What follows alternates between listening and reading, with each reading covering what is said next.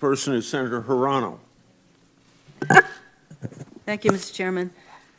Mr. Zuckerberg, the U.S. Immigration and Customs Enforcement has proposed a new extreme vetting initiative, which they have renamed Visa Life Cycle Vetting. That sounds less scary. They have already held an industry day that they advertised on the federal contracting website to get input from tech companies on the best way to, among other things, and I'm quoting ICE, exploit publicly available information such as media, blogs, public hearings, conferences, academic websites, social media websites such as Twitter, Facebook, and LinkedIn to extract pertinent information regarding targets.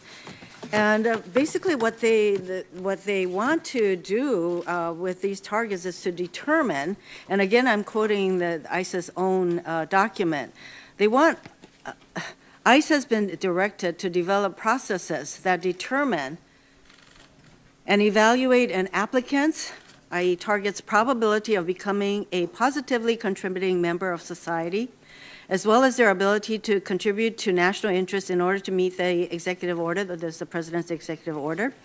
And then ICE must also develop a mechanism or methodology that allows them to assess whether an applicant intends to commit criminal or terrorist acts after entering the United States. The question to you is, does Facebook plan to cooperate with this extreme vetting initiative and help the Trump administration target people for deportation or other ICE enforcement? Senator, I don't know that we've had specific conversations around that. In general, well, if you were asked to provide or cooperate with ICE so that they could determine whether somebody's going to commit a crime, for example, or become fruitful members of our society, would you cooperate? We would not proactively do that. We cooperate with law enforcement in two cases.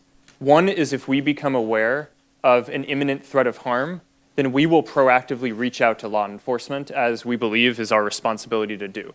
The other is when law enforcement reaches out to us with a valid legal subpoena or request for data. In those cases, if their request is overly broad or we believe it's not a legal request, then we're going to push back aggressively. Well, let's assume that ICE doesn't have a law, there's no law or rule that requires that Facebook cooperate to allow them to get this kind of information so that they can make those kinds of assessments. It sounds to me as though you would decline. Senator, that is correct. Is there some way that, well, I know that you determine what kind of content would be deemed harmful. So do you believe that ICE can even do what they are talking about, namely through a combination of various kinds of information, including information that they would hope to obtain from entities such as yours, predict who will commit crimes or present a national security problem? Do you think that that's even doable?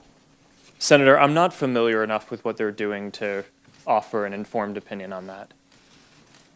Well, you have to make assessments as to what constitutes hate speech. That's pretty hard to do.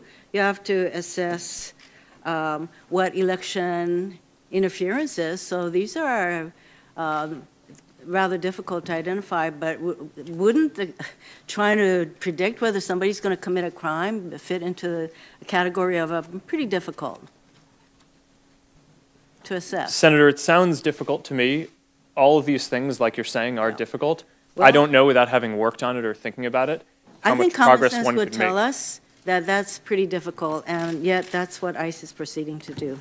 You were asked about discriminatory advertising, and in February of 2017, Facebook announced that it would no longer allow certain kinds of ads that discriminated on the basis of race, gender, family status, sexual orientation, disability, or veteran status, all categories prohibited by federal law and housing. And yet, after 2017, it was discovered that you could, in fact, place those kinds of ads. So what is the status of whether or not these ads can currently be placed on Facebook? And have you followed through on your February 2017 promise to address this problem? And is there a way for the public to verify that you have, or are we just expected to trust that you've done this? Senator, those are all important questions. And In general, it is against our policies to have any ads that are discriminatory. Well, you said that you wouldn't allow it, but then, what is it, ProPublica could place these ads even after you said you would no longer allow these kinds of ads. So what assurance do we have from you that this is going to stop? Well, two things. One is that we've removed the ability to exclude ethnic groups and other sensitive categories from ad targeting. So that just isn't a feature that's even available anymore. For some of these cases where it may make sense to target proactively a group, the enforcement today is still, we review ads, we screen them up front, but most of the enforcement today is still that our community flags issues for us when they come up. So if the community flags that issue for us, then our team, which has thousands of people working on it, should take it down. We'll make some mistakes, but we try to make as few as possible. Over time, I think the strategy would be to develop more AI tools that can more proactively identify those types of content and do that filtering up front. So it's a work in progress. Thank you, Senator Hirono. Senator Sullivan's up next.